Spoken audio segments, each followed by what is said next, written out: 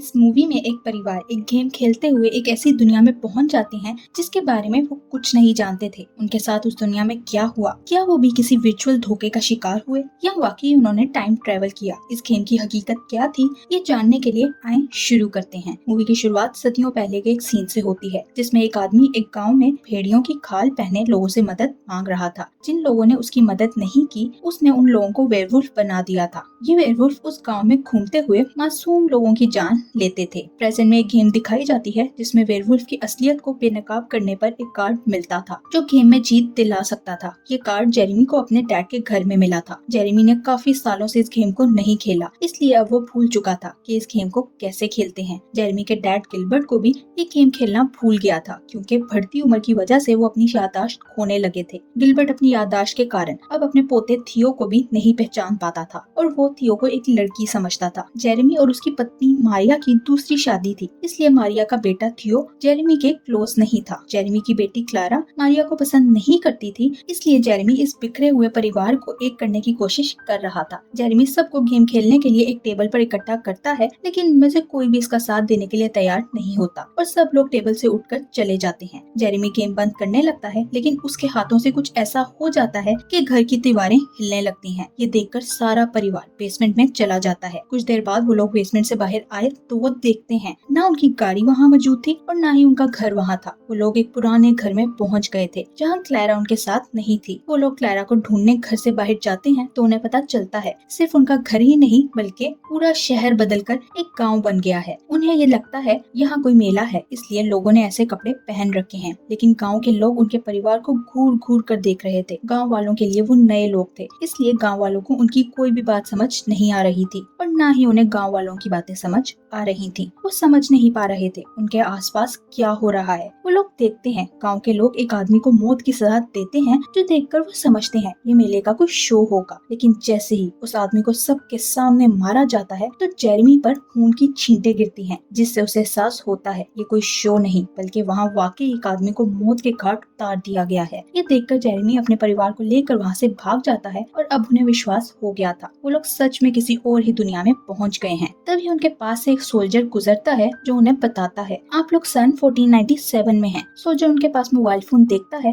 तो उन पर हमला करने लगता है, लेकिन गिलबर्ट एक ही मौके से उसे अपने परिवार पर हमला करने से रोक देता है, जो देखकर सब लोग हैरान हो जाते हैं। यही नहीं बल्कि अब गिलबर्ट को सबके नाम भी याद थे। इसी बीच उन्हें पता चलता है क्लैरा उन सबके साथ ही मौजूद है, लेकिन वो उसे देख नहीं सकते क्योंकि वो इनविजिबल हो गई थी। वो क्लैरा को ना देख सकते थे और ना ही उसकी आवाज सुन सकते थे, लेकिन जेरेमी को उसकी आवाज सुनाई दे रही थी। जेरेमी को अब हर किसी के दिमाग में चलती हुई बातें सुनाई दे रही थी। कुछ देर बाद गांव के एक सोल्जर उनके पास आता है और उनसे कहता है मैं जानता हूँ तुम लोग यहाँ के रहने वाले नहीं हो बल्कि कहीं दूर से आए हो। सोल्जर को उनके कपड़े देखकर लगा ये लोग जादू करते हैं, इसीलिए वो थियो को पकड़कर उसके गले पर चाकू रख देता है। जेरेमी उन्हें समझाता है हम जादू करने वाले नहीं बल्कि म्यूजिशियन हैं। जेरेमी उसे गिटार बजाकर भी दिखाता है, जिसके बाद सोल्जर थियो को छोड़ देता है। अगले सीन में थियो और जेरेमी को गेम फिर से घर में मिलता है तो वो लोग समझ जाते हैं उन लोगों ने टाइम ट्रेवल नहीं किया बल्कि वो सब लोग इस गेम में फंस गए हैं। गेम के कार्ड्स में जो शक्तियाँ थी वही शक्तियाँ उन सबको भी मिली थी।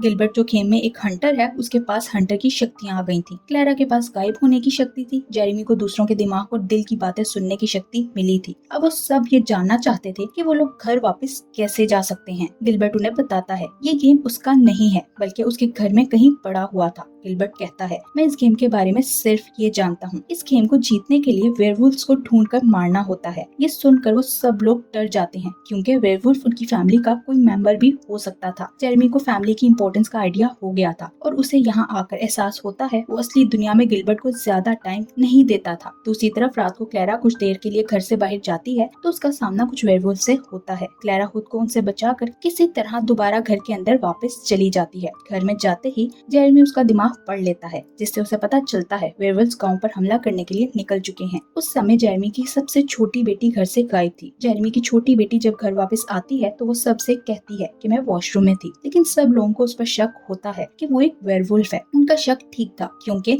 तभी वो वेयरवुल्फ में बदल जाती है, जो देखते ही जेरेमी उसे कुछ चोट पहुंचाए बगैर बंदी बना लेता है। अगली सुबह गांव वालों को पता चलता है उन वेयरवुल्फ्स ने फिर से किसी की जान ले ली है। इधर जेरेमी की छोटी बेटी भी नॉर्मल हो गई थी। जेरेमी वेयरवुल्फ्स को शिकार करने के लिए तैयारी करने लगता है। मारिया जानती थी गेम के मुताबिक वो लोग जेरेमी के पूर्वज की दुनिया में आ गए थे, इसलिए वो लोग जेरेमी के पूर्वज को ढूंढने के लिए गाँव में निकल जाते हैं। वो लोग गाँव वालों की नजरों में नहीं आना चाहते थे, पर जेरेमी ने खुद को एक म्यूजिशियन बताया था, इसलिए सब लोग उनको जान चुके थे। दूसरी तरफ थियो का कैरेक्टर इस गेम में एक चोर का था, इसलिए वो खुद को अपने कैरेक्टर के मुताबिक चोरी करने से नहीं रोक पाता। चोरी करते हुए उसे कोई देख लेता है जो उसका पीछा करता है, जिससे किसी तरह थियो बचकर भाग निकलता है। जेरेमी को पता चलता है उसके पूर्वज को जेल में डाल दिया गया है, इसी वजह से वो लोग उनसे नहीं मिल सकते। गांव के एक सोल्जर की वाइफ जेरेमी की तरफ अट्रैक्ट हो रही थी, जिस पर मारिया जेरेमी से नाराज हो जाती है। तभी उन लोगों के पास एक आदमी आता है जो असल में थियो था, जिसने उस आदमी का रूप लिया हुआ था जो उसका पीछा कर रहा था। यहाँ उन्हें पता चलता है थियो के पास किसी भी इंसान का रूप लेने की शक्ति है, जिसके लिए थियो को बस उस इंसान की एक चीज चाहिए। इस शक्ति की मदद से थियो एक सिपाही का रूप लेकर मारिया को जेरेमी के पूर्वज चाइल्ड्रिक के पास ले जाने में कामयाब हो जाता है। मारिया चाइल्ड्रिक को सारी बात बताकर उसे अपने यहाँ आने के बारे में बताने लगती है, क्योंकि मारिया को लगा था ये गेम किसी और ने नहीं बल्कि चाइल्ड्रिक ने ही बनाई थी। मारिया की बातें सुनकर चाइल्ड्रिक उसे बताता है ये गेम मैंने नहीं बल्कि भेड़ियों की खाल पहने किसी अनजान आदमी ने बनाई थी, जो 3 दिन के लिए मेरे घर में रुका था। चाइल्ड्रिक कहता है उस आदमी का गुनाह मेरे सर आ गया, इसीलिए चाइल्ड्रिक को जेल में डाल दिया गया था। उस आदमी के बारे में कोई नहीं जानता कि वो कौन है और कहाँ से आया था। ये सब जानने के बाद सारा परिवार सोचने लगता है अब वो हमेशा के लिए यहीं फंसे रहेंगे। इसके अलावा मारिया को ये बात भी अच्छी नहीं लगती कि इस गेम में आने के बाद उसके अलावा बाकी सबके पास कोई ना कोई शक्ति है। वो लोग इस बारे में बात कर रहे थे जब उनके घर के बाहर से पायरो गुजरता है, जो चाइल्ड्रिक का पड़ोसी था। जेरेमी पायरो को पकड़कर उसे बंदी बना लेता है, क्योंकि उसे पायरो का सच जानना था। जेरेमी उसका दिमाग पढ़ता है, जिससे उसे पता चलता है पायरो एक इटालियन गाय है जो जेरेमी को देखकर उसे ही पसंद करने लगा था। पायरो ये जानकर हैरान हो जाता है कि ये परिवार फ्यूचर से आया है और फ्यूचर में गे होने को गुनाह नहीं समझा जाता, जिसके बाद वो पायरो को आजाद कर देते हैं। पायरो उनसे कहता है मैं शायद क्लैरा की मदद कर सकता हूँ, जिसके बाद क्लैरा सबको नजर आ सकेगी। पायरो उन सबको अपने साथ अपने घर ले जाता है जहाँ वो रबर बना रहा था। वो उनसे कहता है ये रबर क्लैरा की चमड़ी के लिए काम करेगा। पायरो का ये आइडिया कामयाब हो जाता है। पायरो ने क्लैरा को पेंट करके उसे दोबारा उसका रूप दे दिया था और अब क्लैरा सबको नजर आने लगी थी। पायरो की मदद से न सिर्फ क्लैरा का शरीर नजर आने लगा था, बल्कि उसकी आवाज भी सबको सुनाई दे रही थी। पायरो ने एक ऐसा नेकलेस बनाया था जो लोगों को आवाज दे सकता था। क्लैरा की मॉम एक अफ्रीकन अमेरिकन औरत थी, इसलिए वो अपने परिवार से बहुत अलग थी। इसी वजह से गांव के लोग क्लैरा को देखकर उसे एलियन समझ रहे थे, लेकिन हिम्मत दिखाते हुए क्लैरा गांव वालों का सामना कर लेती है। उसी वक्त एक 17 साल की लड़की को मौत की सजा सुनाई जाती है, क्योंकि 17 साल के होने के बाद भी उसकी कोई शादी नहीं हुई थी। शादी ना होने की वजह से सब लोग उसे एक वेयरवुल्फ समझ रहे थे। गाँव के लोग दिन खत्म होने से पहले उस लड़की को मारना चाहते थे, लेकिन वो लोग दिन खत्म होने तक उसे नहीं मार सके। जैसे ही दिन खत्म हुआ, लोगों को शक ठीक साबित हुआ, क्योंकि दिन ढलते ही वो लड़की एक वेयरवुल्फ में बदल गई। गिलबर्ट एक बच्चे को उस वेयरवुल्फ से बचाने की कोशिश करता है, जिसमें वो कामयाब भी हो जाता है। उस वेयरवुल्फ के मारते ही उन्हें पहला कार्ड मिल जाता है, जिस पर वो लोग बहुत खुश थे। उसी वक्त जेरेमी की बेटी भी अपना रूप बदल कर वेयरवुल्फ बन जाती है। सोल्जर उसे पकड़ने की कोशिश करता है ताकि उसे मार सके, लेकिन वो किसी तरह खुद को बचा लेती है और सोल्जर के हाथों से निकल जाती है। इस सब में जेरेमी और मारिया का रिश्ता बेहतर होने लगा था। जेरेमी और क्लैरा एक चाल चलते हैं, जिसमें वो लोग पहले वेयरवुल्फ को उस इलाके से दूर करते हैं और फिर उन्हें अपने जाल में फंसाने में कामयाब हो जाते हैं। इससे पहले कि जेरेमी और क्लैरा अपनी कामयाबी पे खुश होते, कोई अनजान आदमी उन वेयरवुल्फ्स को आजाद कर देता है। पर यहाँ क्लैरा को अपनी छोटी बहन की वजह से वेयरवुल्फ्स को पहचानने का तरीका मिल गया था। अगले दिन वो वेयरवुल्फ्स को ढूंढने के लिए निकलते हैं, लेकिन वेयरवुल्फ्स को ढूंढना इतना आसान नहीं था। मारिया एक औरत को देखती है जिसके फेस पर उसे चोट का निशान नजर आता है, जो देखकर मारिया को उस पर वेयरवुल्फ होने का शक होता है। वो औरत मारिया को बताती है ये चोट मेरे पति की वजह से मुझे लगी है, क्योंकि उस दौर में पत्नियों को मारना एक आम बात थी। मारिया को उसकी बात अच्छी नहीं लगती, इसलिए मारिया इस बात के खिलाफ बोलने लगती है, जिस पर गाँव का पादरी मारिया को वहाँ से भगाने की कोशिश करता है। पादरी मारिया को एक डाइन कहता है और उसे जेल में डालने का हुक्म देता है, जिस पर मारिया को जेल में डाल दिया जाता है। उधर जेरेमी को इस बारे में पता चलता है तो वो जेल जाता है और मारिया से अकेले में बात करने की कोशिश करता है। चाइल्ड्रिक उसे अकेले में बात करने का मौका नहीं देता। चाइल्ड्रिक की जिद देखकर जेरेमी मारिया को मन की आवाज से बात करने का कहता है। मारिया चाहती थी जेरेमी गिलबर्ट और अपने बच्चों को लेकर इस दुनिया से वापस अपनी असली दुनिया में चला जाए, क्योंकि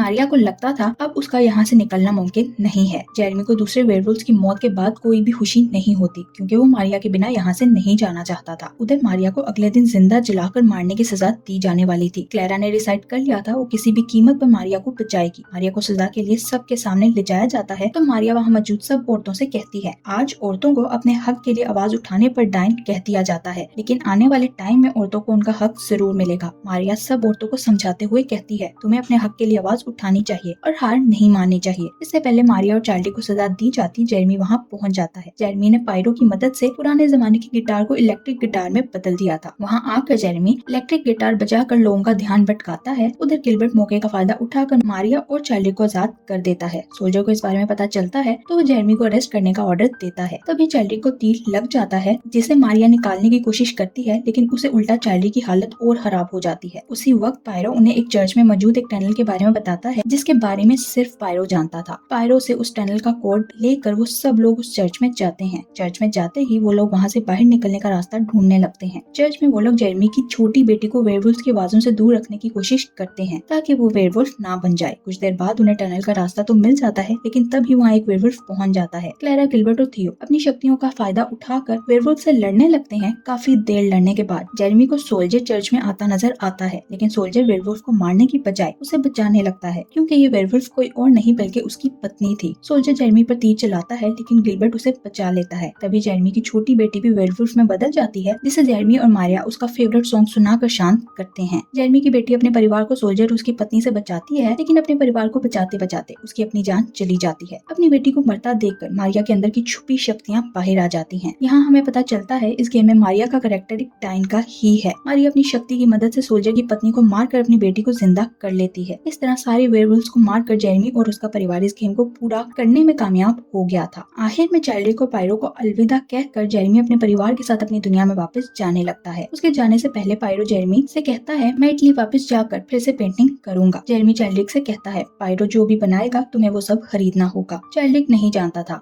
जेरेमी की ये बात मानकर वो कीमती खजाने का मालिक बनने वाला है। वेयरवुल्व्स वाली गेम को बंद करके जेरेमी अपने परिवार के साथ अपनी दुनिया में वापस आ गया था, लेकिन वापस अपनी दुनिया में आते ही गिलबर्ट फिर से पहले जैसा हो गया था। गिलबर्ट को फिर से सब कुछ भूलने लगा था। गिलबर्ट अपने साथ गेम की दुनिया से कुछ चिट्ठियां लेकर आया था, जिस पर उसने अपने परिवार का शुक्रिया अदा करते हुए वो सब कुछ लिखा था जो गेम की दुनिया में हुआ था। गिलबर्ट जानता था वो अपनी दुनिया में वापस जाते ही सब कुछ भूल जाएगा, इसलिए उसने ये चिट्ठियां लिखी थी। जेरेमी को एक म्यूजियम में वही पेंटिंग मिलती है जो चार्ली ने पायरो से खरीद कर डोनेट कर दी थी। वो पेंटिंग मोनालिसा की थी, जो देखकर वो लोग सब समझ जाते हैं पायरो ने ये पेंटिंग जेरेमी को याद करके बनाई थी क्योंकि वो जेरेमी को प्यार करने लगा था। और यही इस मूवी की एंडिंग हो जाती है। Thank you for watching.